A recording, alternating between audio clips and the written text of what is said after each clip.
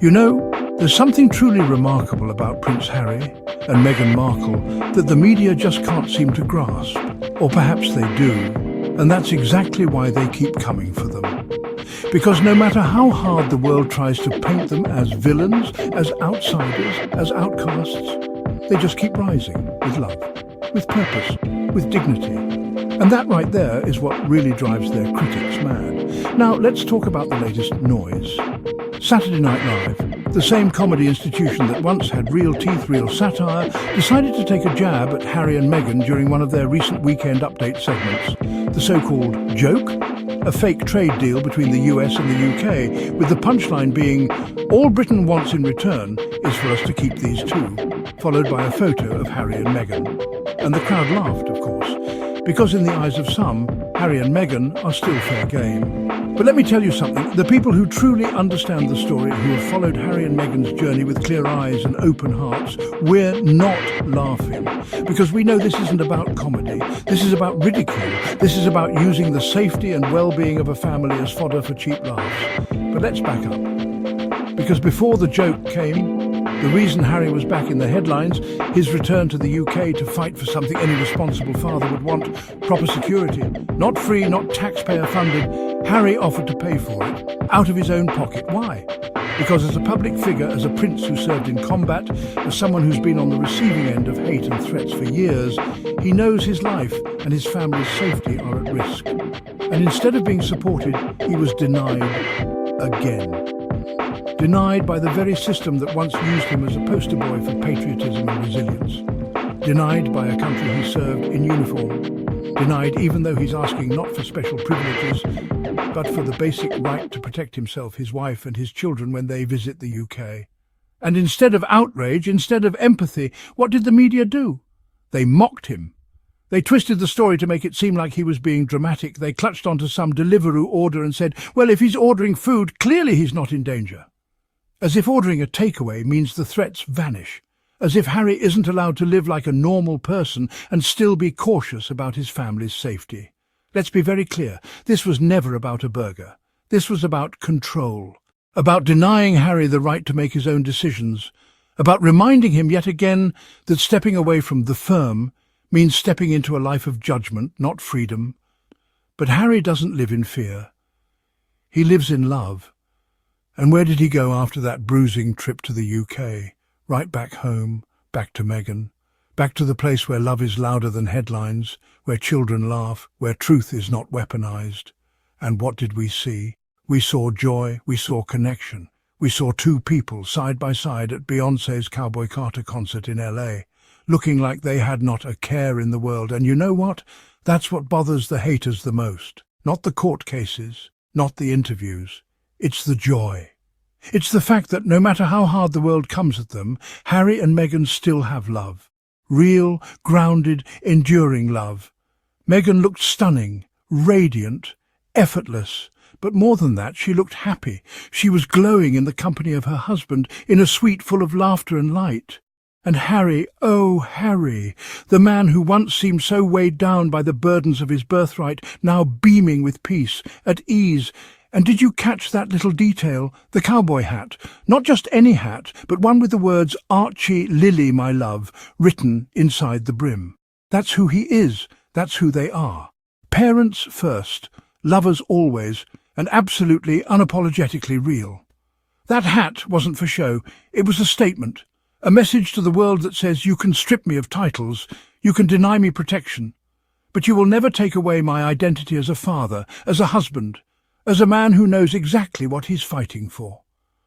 And Meghan, she continues to shine like the queen she is, not because of a crown or a title, but because of her strength, her grace, and her refusal to let anyone write her story for her. She shows us that joy is resistance, that showing up with your head held high, arm in arm with the man who left everything to protect you, is the biggest flex of all. This is the reality that the tabloids and the late-night comedians try to ignore because it doesn't fit their narrative. They want dysfunction. They want desperation. But what they get is unity. They want breakdowns. But what they get is breakthroughs. They want scandal. But what they get is love. So when Saturday Night Live throws out a joke at their expense, They're not making fun of two fallen royals. They're mocking two people who chose truth over tradition, love over obligation, and peace over palace walls. And that's not something to laugh at. That's something to admire. Harry and Meghan didn't escape the royal family to become celebrities. They walked away because their mental health, their marriage, and their family were under attack. And since leaving, they've built something that's real, authentic, purposeful. Whether it's their work through Archewell, their dedication to causes that matter, or simply showing us what black love and allyship in the face of adversity looks like, they are living proof that you don't have to follow the script to find your happy ending. So let the late-night shows keep reaching, let the tabloids keep spinning, because every time Harry kisses Meghan on the cheek, every time they hold hands in public, every time they show up somewhere smiling and unbothered, that's a win, not just for them, but for us, for everyone who's ever been told to sit down, stay quiet, play the role, and shrink to make others comfortable.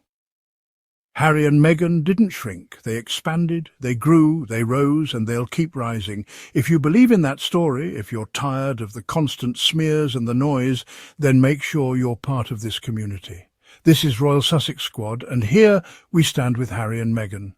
Not because they're perfect, but because they're human, because they've shown courage, because they've chosen love again and again in the face of hatred. Meghan Markle and Prince Harry brutally mocked over UK's demand.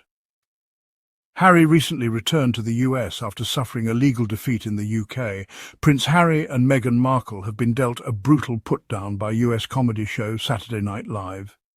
The Duke and Duchess of Sussex were mocked as part of a regular spoof news segment on the NBC programme. Comedians Colin Jost and Michael Chi hosted the Weekend Update segment, where they portray button-down newsmen. In the sketch, 42-year-old Jost announced the news of the trade deal being struck between Britain and the US, which quickly turned into a barb against Harry and Meghan. President Trump also announced a new trade deal with the UK which will reopen British companies, the comedian began, while a graphic of the British and American flag appeared behind him. "All that Britain demands in return is that we keep these two," he said, as the graphic morphed into an image and the Duke and Duchess of Sussex.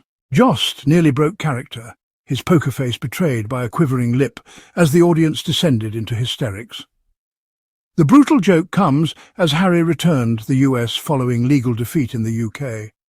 The Duke was attempting to have a decision that downgraded his taxpayer-funded protection detail overturned.